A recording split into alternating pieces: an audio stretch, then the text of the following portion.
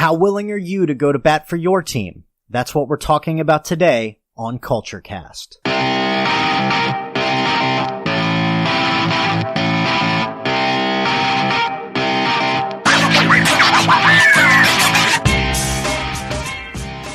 Hey everybody, welcome to CultureCast. I am your host, Jay Lippman. Thank you guys for being here. I'm excited to have you with me for yet another episode of the podcast. I was looking at the stats earlier today, and the listenership is growing by the week. So I wanted to take a moment and thank everybody who's ever listened to an episode or watched it on YouTube or read a blog article of mine or watched one of my videos or anything. If you've interacted with me or paid any attention to me whatsoever, I just wanted to say thank you. Your attention means the world to me. Now I did have a guest scheduled for this week. Unfortunately, they had to reschedule due to a family emergency. I'm going to try and get her on here, as soon as I can, because I really think you guys are going to enjoy what she has to say. In the meantime, you've got me.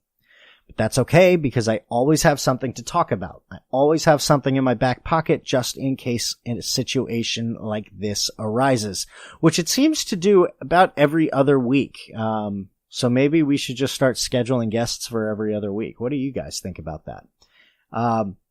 Today, we're going to talk about something that played a huge role in me becoming the type of manager that I have become. I've written about it on the blog. I've talked about it on the videos. I've put a section in the book about it. And so the only thing left to do is to talk about it on the show.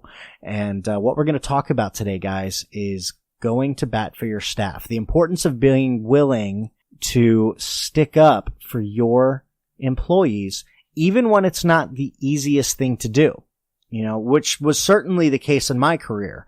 The construction industry can be a really harsh environment, between disgruntled inspectors, impatient customers, business owners that think that barking orders is the best way to get things done. Someone's bound to be angry at something at any given point in time. And in those situations, it can be really easy to verbally agree with whatever they say just to put the matter to bed. Unfortunately, as a manager, this often leads to your employees being thrown under the bus, left to take the blame for something that may or may not even be their fault. If I was going to give my boss at my last job at the electrical contractor's office credit for anything, for one thing, if I had to choose, it would be this. He never threw his employees under the bus. He always stuck up for them. He always went to bat for them. He was quick to point out their good qualities when somebody attacked them. He did that for me personally plenty of times, and he really taught me the value of being willing to do that for the guys who work for me. So I've made it a regular practice in my career. There were plenty of times when a customer would call the office to complain about one of my electricians. Sometimes they were just rude, and so rude that I had to fight the urge to just give them their money back just to get them off the phone. Lucky for me, I was taught better, and I usually responded with something along the lines of, I'm sorry to hear that you were unhappy with your service. If what you say is true, then what happened is completely unacceptable. But John has worked here for a long time, and this is completely out of character for him. He's usually very dependable, and he's one of the most knowledgeable electricians I've ever met. I feel it's only fair to get his side of the story. I'm going to be speaking with him later today, and I will get back to you by the end of the day tomorrow with a possible solution to the problem. I just pulled that out of the recesses of my mind. That speech is ingrained in my brain. It took years to develop. And the whole point of it, the whole thing that I was trying to get across, and you guys let me know, shoot me a message or comment or something, and let me know if this is the point that got across, that yes, the customer, the customer's issue is very important to me, but so is my electrician, and I want to get the whole story. So I would go to the electrician and I would let him know, look, I'm not here to yell at you. I'm not here to get you in trouble or pin you in the corner or throw you under the bus. All I want to do is get the whole story. And if I feel like you were right, if I feel like the customer was in the wrong, I have no issue going to bat for you. I would much rather lose an unreasonable customer than a good electrician, a good employee. And I think that that's the first lesson that I would really like to hammer home here. You know, customers come and go, and you need to be willing to let them go. You need to put your good employees above that. You need to be willing to let go of the unreasonable customers in order to keep the good employees, because the good employees, if you treat them right, can make a career out of working for your company, and they will spend their career bringing you happy customers. Unfortunately, there's far too many managers, and not just in the construction industry, guys, all over the place. Another big industry is retail.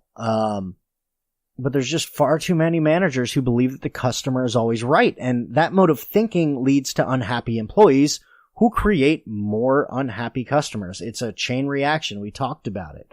You know, that's the chain reaction. Unhappy employees lead to unhappy customers. Now, that being said, customers are not the only people who are going to come to you with a complaint about somebody on your team.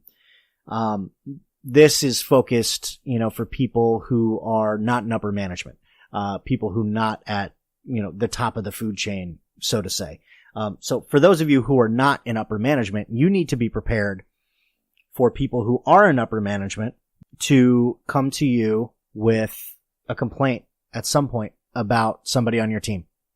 My last boss would frequently come to me with a complaint about somebody on my team.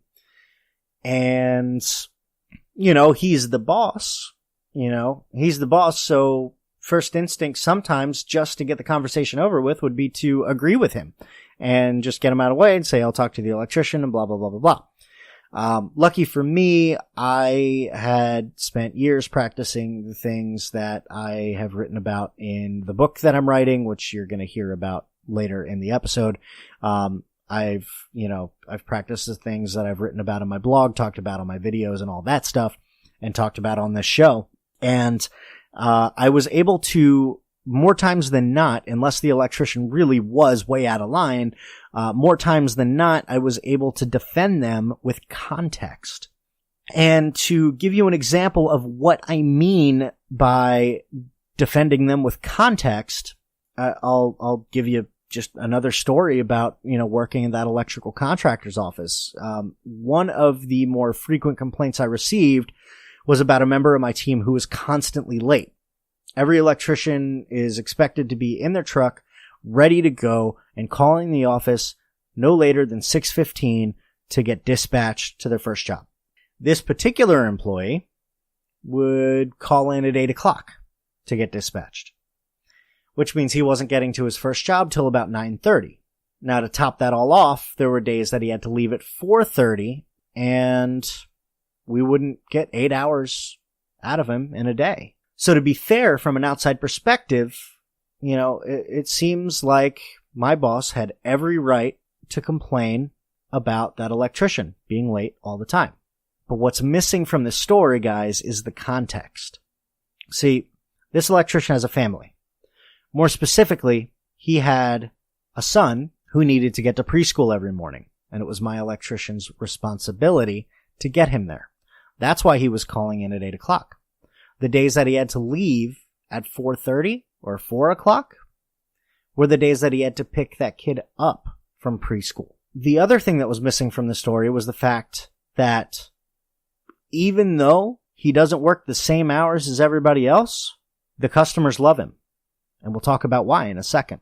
The last part that's missing from the story is the fact that I had spoken with this electrician, and we came to a deal that it was fine. You know, I understood family comes first.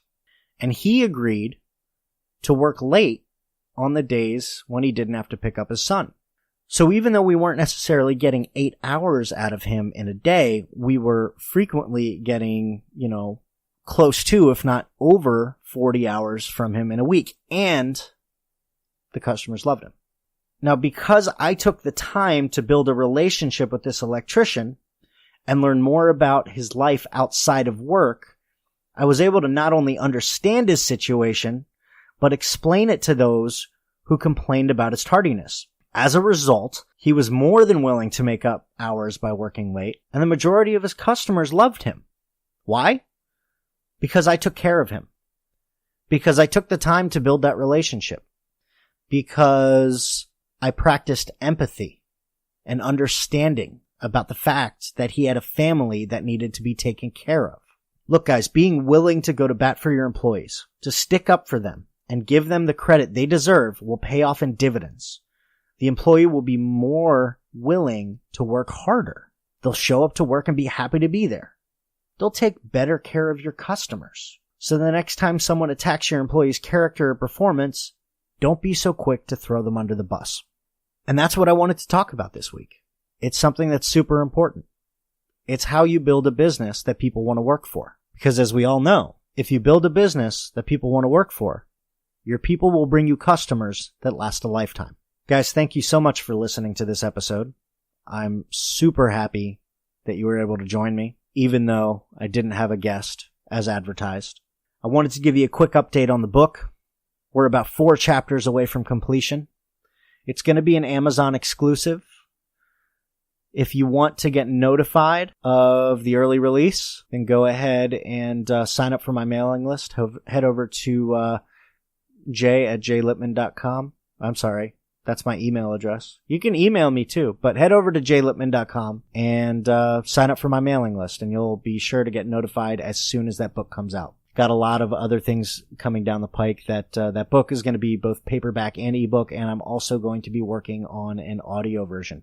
So that's exciting. And then from there, we're going to be building a video training course about management, and I'm excited about that. But things are going on. In the meantime, I'm going to keep plugging away on trying to create a world where people put service before self and businesses put people before profit.